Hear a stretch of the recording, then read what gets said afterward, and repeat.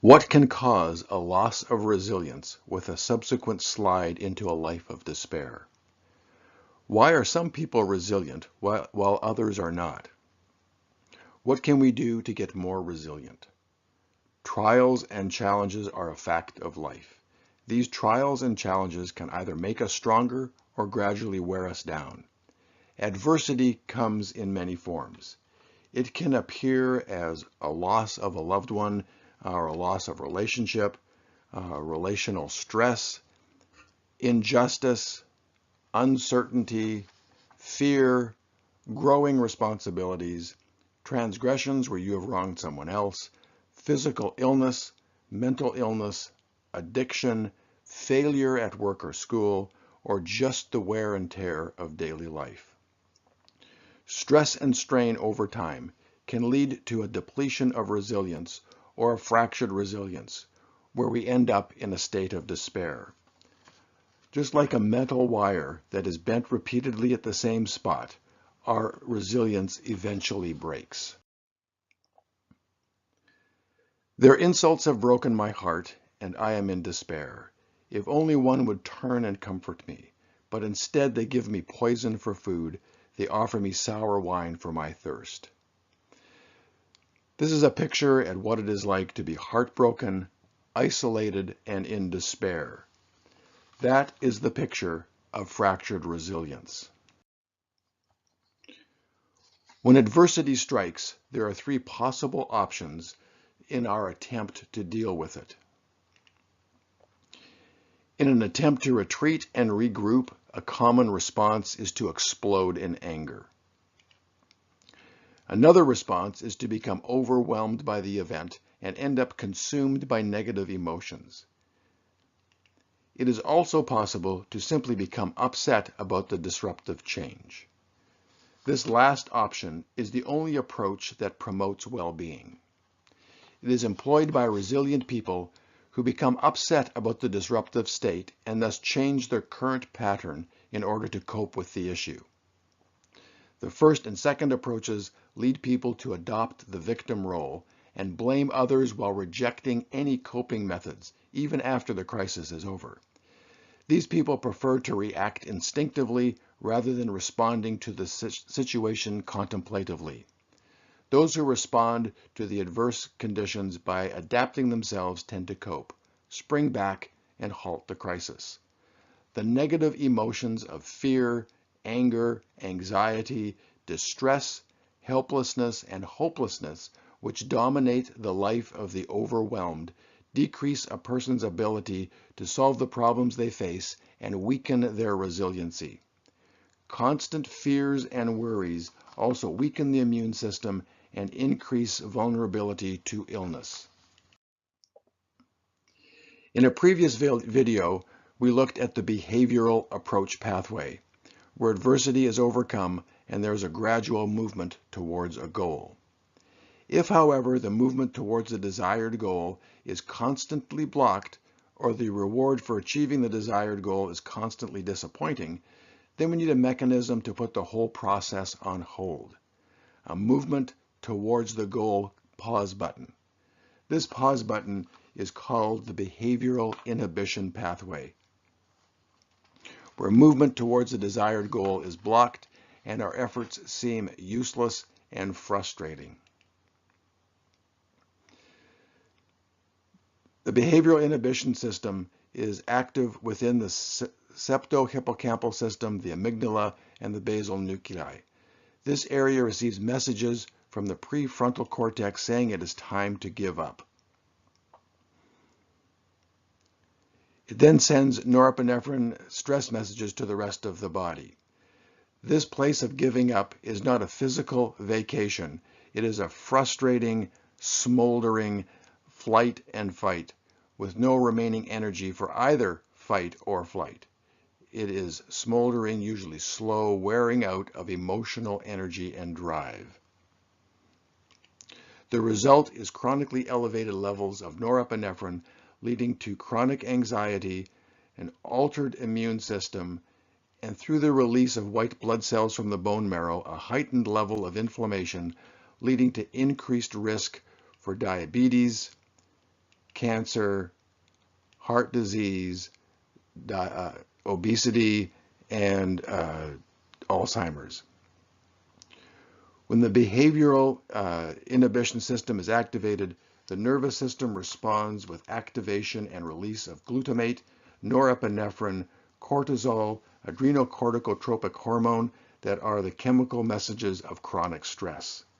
The constant steady release of these neurotransmitters causes fatigue, inflammation, allergies, anxiety, poor sleep, insulin resistance leading to diabetes, immune suppression, which increases the risk for illness and cancer, hyperactivity, increased blood pressure, increased sensation and awareness of pain, headaches, rapid heart rate, nausea, vomiting, distractibility, and mental confusion.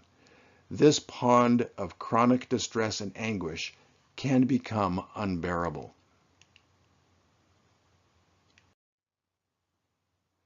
If, however, we work on strengthening our resilience, it is possible to work our way out of this pit of despair. Improved resilience has many benefits, such as an improved ability to make realistic plans, and then the ability to take the necessary steps to follow through with them.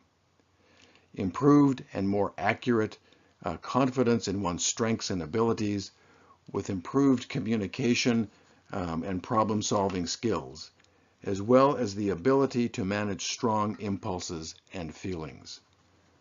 We should be doing what we can to become more resilient, and we should be training our children and grandchildren how to be more resilient. The American Psychological Association has published a list of 10 things you can do to improve your resilience. They advise maintaining good relationships with close family members, friends, and others, by trying to avoid seeing crises or stressful events as unbearable problems, learning to accept circumstances that cannot be changed, developing realistic goals and move towards them, and then taking decisive action in adverse situations. They also recommend that we look for opportunities for self-discovery after a struggle with loss. This can turn times of struggle into times of personal growth. Learning to develop self-confidence and keeping a long-term perspective and trying to consider the stressful event in a broader context. Learning to maintain a hopeful outlook, expecting good things and visualizing what is wished, as well as taking care of one's mind and body, exercising regularly, paying attention to one's own needs and feelings. These are good, helpful recommendations, but how do we actually do them? And what stops us from moving in the direction of building resilience during times of trial and despair? What factors actually inhibit our growth? Many factors impact our resilience that inhibit our growth. They include genetic, epigenetic, and survival factors, philosophical and theological factors, core belief and value factors, cultural and familial factors, personality factors, and then immediate factors such as health, stress, fatigue, and finances. It is important to consider all these factors in developing a model of resilience. What I am proposing is a philosophical, theological, psychological, environmental, and medical model of resilience. This model will help us uncover where and why our resilience is fracturing, and what steps need to be taken to move forward with more resilience. I will attempt to build a visual model of resilience. First, we start with the base layer. This is the layer of essential human needs. It's what we all need for basic survival. We all possess different genetic and epigenetic capacity for resilience, but there is room for significant growth and development of the resilience we initially started with. We can all learn how to be more resilient. Psychological resilience will be stretched to the breaking point if you do not have enough food, water, oxygen, or shelter. Some people can maintain their resilience and even build it in these situations, but is very rare and very difficult. If these basic essential needs are met, then we can work on other areas to see our resilience grow. The next level of significance has to do with philosophy, with certain existential realities that often cause anguish and debilitating emptiness. These are questions that at some level affect every one of us. They are also areas that are often avoided and ignored because they cause fear and discomfort. I will touch on these realities briefly. The first is isolation, and the reality that even though we live in a world of many others, we often feel and are very isolated and alone. This isolation can be experienced at different levels. Firstly, interpersonal isolation, where we feel physically isolated from others. It can also be experienced as intrapersonal isolation, where the presence of even good, positive relationships, there are areas where secrets exist, and there is a felt distance in the relationship. There is also existential isolation, where it is not possible to ever fully experience the subjectivity of another human being. In other words, nobody really knows me, and I don't really know someone else. We live with a fear that if we are known for who we are, we will then be rejected. We need to be aware of this reality, be willing to explore its significance, and accept it for what it is.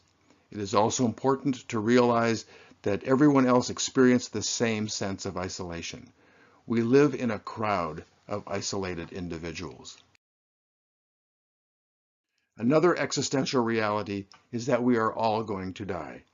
Our eventual death is an issue that all human beings face. For many people, the subconscious anxiety caused by a fear of death is behind a lot of their daily anguish. This is a reality we need to acknowledge and accept. It is not healthy to live oblivious to death or to live in constant fear of death. If you value and count your days, you are more likely to use them wisely. The burden of free choice is another existential reality.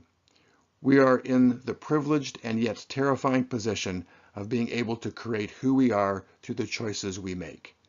The terrifying part is it is our personal and individual responsibility to make those choices. If you abandon your responsibility through living as a victim with bitterness, fear, or anger, you're also giving up your power and ability to create a new you. It is ultimately your choice. Another existential issue we struggle with is meaninglessness. Searching for meaning is a reality of human life. What it boils down to is the question, why are we here, or why do we exist? We can pursue meaning on three levels. We can pursue false meaning, transitory meaning, or ultimate meaning. False meaning is a type of meaning that is often just a pleasurable diversion and not helpful in any way. Often it is the pursuit of activities for the purpose of immediate pleasure that are harmful. In the long run, the pursuit of food, drink, drugs, money, power, or any other activity considered immediately pleasurable is not connected to any form of lasting meaning. Transitory meaning is where the pursuit is not destructive, but neither does it give any lasting, ultimate meaning or purpose. Developing skills, achieving success, receiving an education, pursuing healthy interests may not cause harm. They do keep us busy and distracted, but they do not provide any ultimate or lasting meaning. Ultimate meaning is found through a relationship with something or someone greater than us. This ultimate meaning transcends the other issues of relationship, mortality, and choice, and can put those other areas into a proper perspective. Wrestling with how we fit in this complex universe is another existential reality. The universe is a complex entity of which we are only a small part. No matter how much we study and investigate, much of it remains a mystery. How we fit into this grand design is often a cause for anguish. We know there is a design, and we know that we are not the designer. How then should we relate to the designer? These existential realities can either be a pit of despair or a well of creative energy. If these realities are ignored, it can lead to a deep fear, despair, emptiness, and paralyzing meaninglessness. But if they are embraced for what they are, it can be a source of incredible creative energy. It is important that we are aware of these realities and that they are at some level impacting every other human we meet. The creative, artistic people in our world are very familiar with these realities. We need to be aware that these realities exist, be willing to explore them, and accept what we cannot alter or change. Supported and defined by the existential realities is the layer of our core values and beliefs. There is a close relationship between our struggle with the existential realities and our core value system. For example, a life pursuing dangerous and risky adventures could be a way of denying the reality of one's mortality. The use of alcohol or drugs can be a way of numbing the impact of isolation and meaninglessness. So what are your core beliefs? I would recommend looking up one of the core value evaluators on the internet and seeing where your values lie. Some of the top core values are related to health and well-being, spiritual growth, learning, honesty, creativity, and adventure. Once you have uncovered some of your core beliefs, then it is important to ask how you are fulfilling those values. Authenticity and living deliberately will strengthen your resilience. The existential realities and your core beliefs give a foundation for your personality, which is how you will interact with the world around you. These beliefs will guide and govern your attitudes and your actions. They are directly tied to the existential realities and can give some definition to life's meaning and purpose.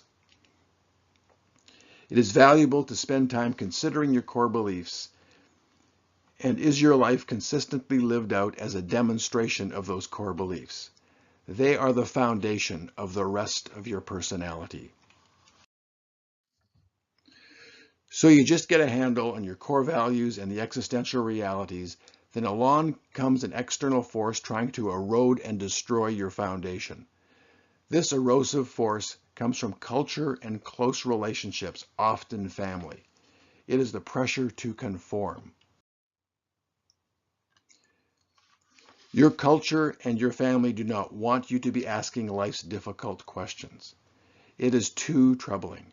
There is an unrelenting pressure to conform, to remain dependent, to not be an individual. If you let these forces do their desired work, it will not be long before your work on the existential realities and core beliefs will be weakened and eroded. You will lose the foundation for your unique individual personality. You will become an isolated member of a herd, with your growth and creativity blocked. Above the surface of the existential realities and core beliefs, you build the part of you that is visible to the rest of the world, your personality. Certainly, part of your personality is your genetic capacities, your wrestling with the external realities, and your core beliefs. But those areas remain under the surface and are often not seen as a cause of anguish or impacting your level of resilience. This is the area that gets our focus when we are in anguish, our personality, our emotions, actions, and reactions. The world around us sees our emotional response, especially if we verbalize it, but does not see our core values or the struggle with existential realities. We focus on what we see and pretend the rest does not exist. This is where we live day to day, trying to muster up enough resilience to interact productively with our world. We go to work, we do our best, function as a victim or an agent of change, act arrogantly or humbly, are fearful or courageous. Doing what we can to serve our personality and core beliefs. Dealing with our sense of isolation and meaninglessness, And if things go as we like, there's a superficial sense of peace. We're led to believe we have it all together, things are working out as planned, but then the unavoidable happens.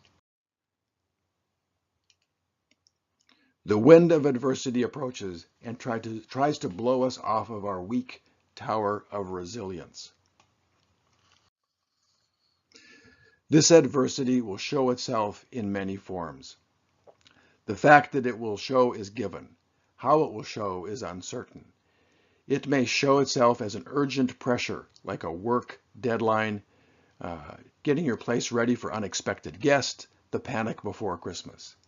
It may show itself as a pressure to conform, to meet an unexpected work deadline or to work a little harder. It may show as an unexpected physical illness or a worsening of a chronic illness in yourself or someone you care about.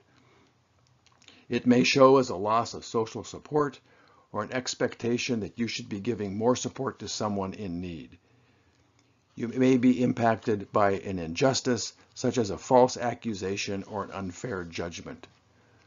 Or if you struggle with addiction, it can show as an increase in cravings or experience of unexpected triggers. The one thing you can count on is adversity will show itself in some way. There are many factors that will impact our resilience. Future videos will be addressing each of these individually. There's the impact of epigenetic factors like family history of resilience and addiction. I will explore many of the philosophical and theological issues such as boredom, emptiness, spirituality, and personal responsibility. I will also take a look at core beliefs and how they impact resilience and the need for authenticity.